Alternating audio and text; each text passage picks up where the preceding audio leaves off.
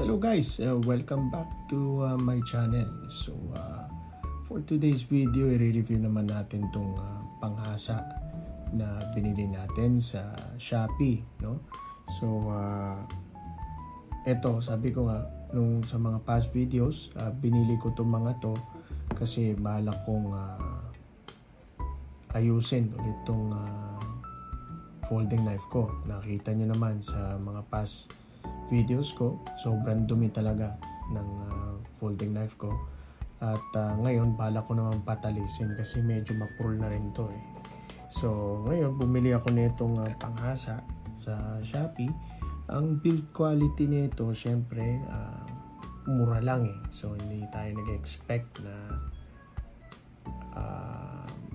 maganda at kalidad ng quality nito, no? So, as you can see, plastic, no? May dato plastic ito. Tapos itong nakikita nyo tong silver na to, lambot, no? So hindi talaga siya bakal. Alright, so may doon sa una, may mapapansin nyo rin may numbering ito, no? So ito yung stages. So number 1, most likely ito talaga dito mahasa yung blade ng kutsilyo natin, no? At ewan ko kung medyo kita sa video, para siyang parang may cutter doon sa loob, no? Pero ang katumbas dapat nito, ito yung parang coarse. Kung nakakita na kayo ng whetstone, kung naghahasa na kayo before sa isang whetstone, ito yung coarse part. So ito yung second part, and the third part, yung nasa loob hindi siya parang blade, no? Para siyang plastic lang eh. Hindi masyadong kita sa video, pero pag bumili kayo nito, ito yung pang finishing eh, itong 2 and 3. At hindi katulad nito na blade siya sa loob, ito is parang plastic lang na nakaumbok, no? So ngayon, itatry naman nating hasain tong kutsilyo ko. Nalinis na natin siya, no? So nakita nyo naman guys, sobrang dumi nito at very rusty, no? So sa unang video, binuksan natin to gamit dun sa Shopee na screwdriver na binili ko, no? Na yung 15-in-1 na screwdriver. Tapos sa second video, makikita nyo nilinisan ko siya gamit ng ating Stanley lubricant spray. So I'm hoping na mapapatalas naman natin to, no? So, teka, makakuha nga ng papel para mapakita ko sa inyo na medyo mapurol na talaga tong kutsilyo ko. So, ito. Ayan o guys. So, medyo matalas pa konti, pero talagang mapurol na to. Di tulad nung mga bili ko dati na ito. Sobrang tulis na ito, no? So, isang cut ng papel talagang hiwa ang ating papel. So, i-try na natin, no? So, sa instructions, actually, hindi sinabi kung ilang beses mo siya kailangan ihasa, no? Pagbabalik. Pero the way to gamitin, guys, so, using your left hand, no? Hawakan itong handle, tapos, yung talim ng kutsilyo, no? Paurong, no? Ihilahin natin siya paurong. Parang ganon. Then, ibalik natin ulit. So, hindi siya yung parang hihiwain na pag ano, no? So, parang after nyo mapula siya pa urong, balik nyo ulit. Okay? Ayan. So, try natin. Hindi in-indicate kung ilang beses mo to kailangan gawin, no? So, kaya hindi ko rin alam. So, basically, paulit-ulit ko lang gagawin to guys hanggang sa mahasa. Ewan ko kung nahasa talaga to, no? Pero malalaman natin yan guys pag trinay na natin siyang i-cut. Later malalaman ko kung may difference pa talaga, kung talaga bang nahasa siya, and kung talagang nahasa na ito guys. Napaka convenient nito, and for the price talagang sulit. Pero aalamin natin yan. So again, kung hindi niya mahasa to, syempre kahit mura to guys, hindi ko i-recommend kasi technically walang silbi, no? And dito sa channel ko, ayoko mag-recommend ng mga bagay na, although nagre-recommend ako ng mga bagay na mura, kung hindi naman gumagana, hindi ko naman syempre i-recommend kung hindi gumagana isang produkto, no? So okay, so ewan ko, nakailang iwa na ako dito. So try na natin siyang ihain, no? So ini-start ko siya from dun sa dulo ng aking kutsilyo dito hanggang sa tip. Okay? So hindi in-indicate kung ilang beses mong gagawin yon, pero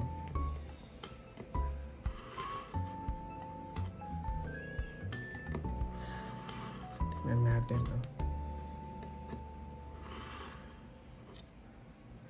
Pero napapansin ko guys, no, habang ginagawa to, medyo rough siya nung una. Pero as I pull it, yung mga pang ilang beses ko na siyang kakakat ng ganito, no guys, medyo parang nag-i-smooth siya, no? Pero again, it doesn't mean na nahihiwa na siya, kasi hindi pa natin natatry, na susubukan kung talagang malalaman natin yan guys. Okay, so dito naman tayo sa pangatlo. Again, hindi sinabi kung pangilan so gagawin ko na lang siguro 10 hanggang sa kung makasampu ako. Kung hindi pa rin siya matalas, uulitin natin at dadagdagan natin ng strokes, no?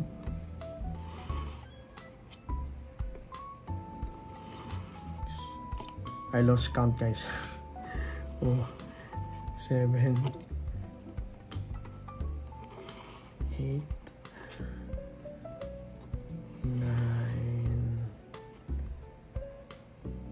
10. Guys, kung may mali akong ginagawa, I would really appreciate kung you guys can leave a comment down below, you know? So first time kong ginagawa to, so sa mga viewers na nakagamit na nitong produktong to, any insights and comments, suggestions, please feel free to comment down below, no? At para maraming din tayong matulungan, at ako syempre, kasi like I've said, first time kong ginagawa to. So hindi ko masabi guys kung tumalas talaga, no?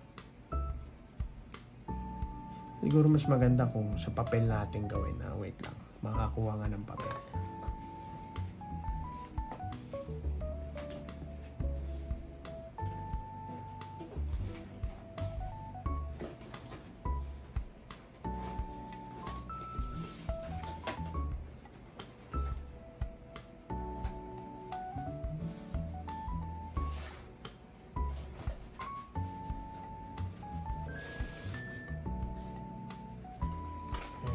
Ko naman na siguro kailangan tong papel na to, scratch paper, way back 2022 pa. Anyway, try natin, no? Parang wala ata na bago dun guys. Alright, try natin ulit ha. So this time ang gagawin ko, 20 strokes ko each, no? So try natin. 1, 2,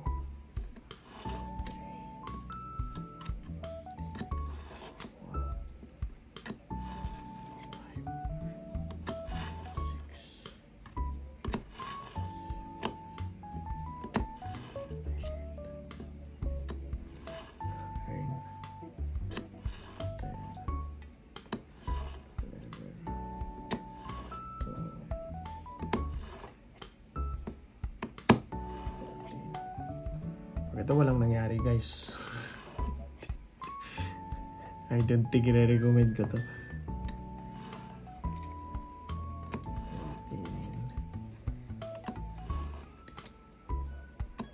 19. Ayun, pang 20 na yun guys ha. So ito naman.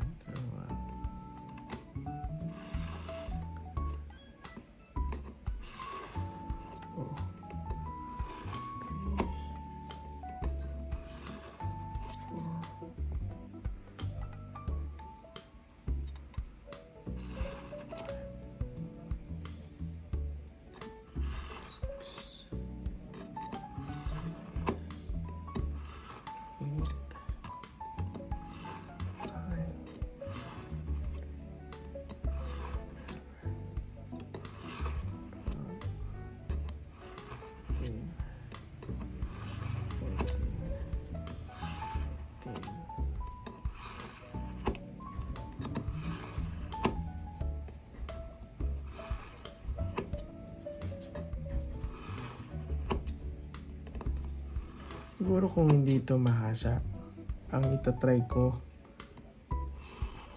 is yung mga kutsilyo namin. Baka hindi talaga to pang folding knife. Depende rin siguro sa steel. Itong steel kasi ng kutsilyo ko is sa Damascus steel eh. Baka hindi talaga to basta-basta mahasa ng ganito lang. Pero ang tagal na itong kutsilyo ko guys. At hindi lang to basta pinang-display ko, no? Madaming mga knife collectors dyan, hindi ginagamit ng kutsilyo. Ang daming kutsilyo pero ginagawang collection, no? Ito talagang ginagamit ko guys. Kung ano nun ng mga ginagamit ko pang unboxing to. Ginagamit kong minsan pinanghihiwa ko rin ng mansanas, ng prutas, no? Gamit na gamit to sa akin guys. Kaya nga nagugulat ako kasi sa tagal kong ginagamit to, ngayon lang nahasa to eh. At nakita niyo naman nakakakat pa rin, no? Nakakakat pa rin ng papel at saka ng karton. Yung una nating inihiwa kanina, karton yun eh.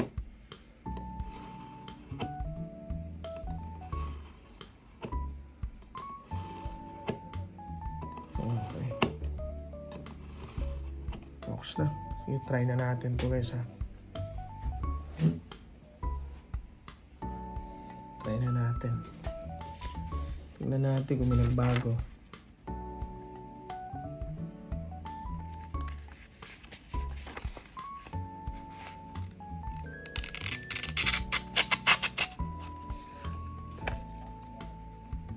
Parang tumalas naman.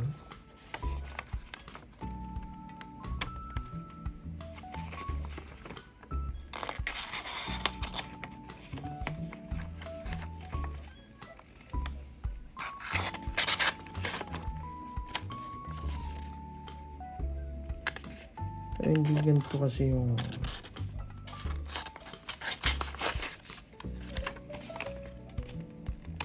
talas na ano ko eh. Yung talagang smooth.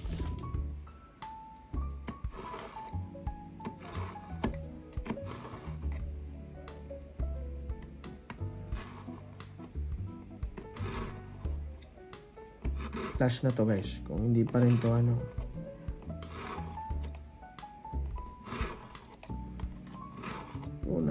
Siguro hindi ko masabi kung napatalas niya.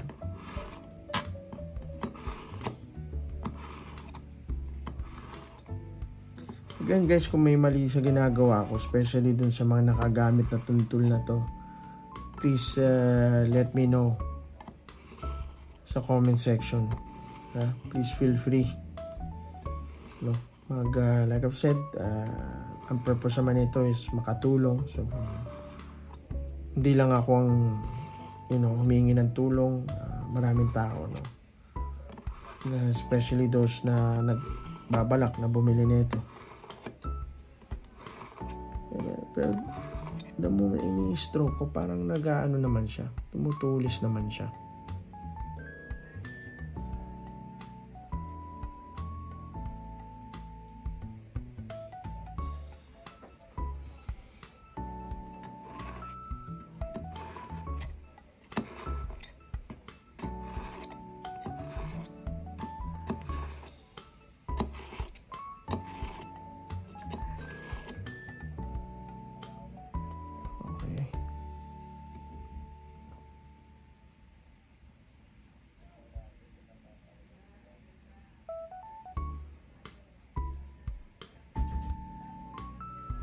Sige.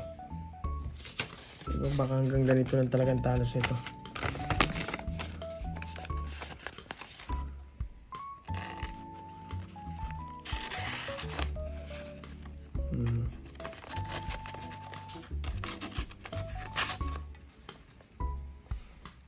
Ayos lang.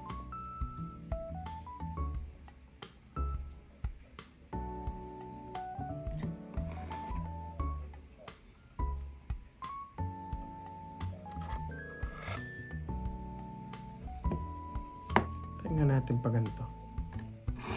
May difference.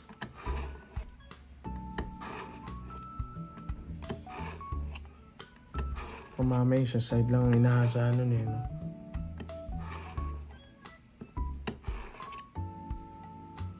Tingnan ko yung ano eh.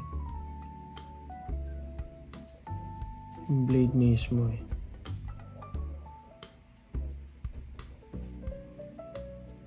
Hindi ko masyado makita.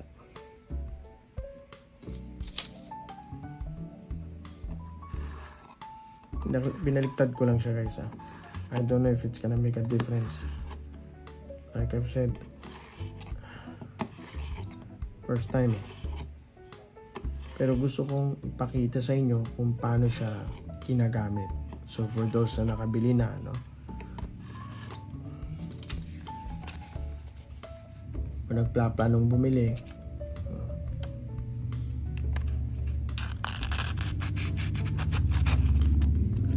okay naman, nakakahiwa naman siya.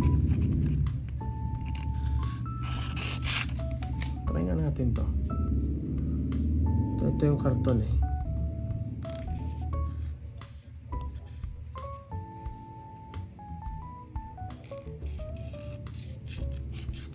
Nakakahiwa naman yung karton.